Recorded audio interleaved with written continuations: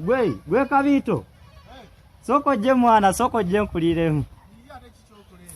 Soko je mwana ndi wano mwana mpulire Ate kiki kyokulawo? Wano omusujja tegunkola. Kukuluma.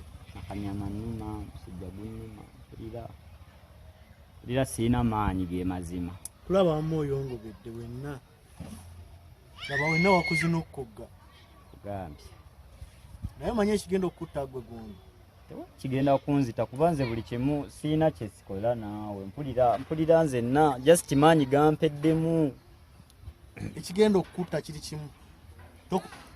Tokajjuza tokola exercise, todduka misinde, tozanya mupiira. Obeeraawo noweetuulako n'otuula. Nedda ekyo kyali baddaawo naye omupiira nga nguzannya. Nzannya mupiira bannaye nze nga nzanye mupiira. Lwakuba kale oddukaddukamu otera omuntuositukako n'oddukamu kati wano wandiwadde oddukamu. Nadduseemu naawe. Kale lwakuba nti oddukamu butini. Nadduse. Osamba omupiira? Laba noono. Gw'omanyi omupiira, nsamba omupiira nze gw'olaba nsamba omupiira ate ngumalako obudde bungi. Buli lunaku. Ne kambuuze. Omupiira gw'osamba ogumalako bbanga ki?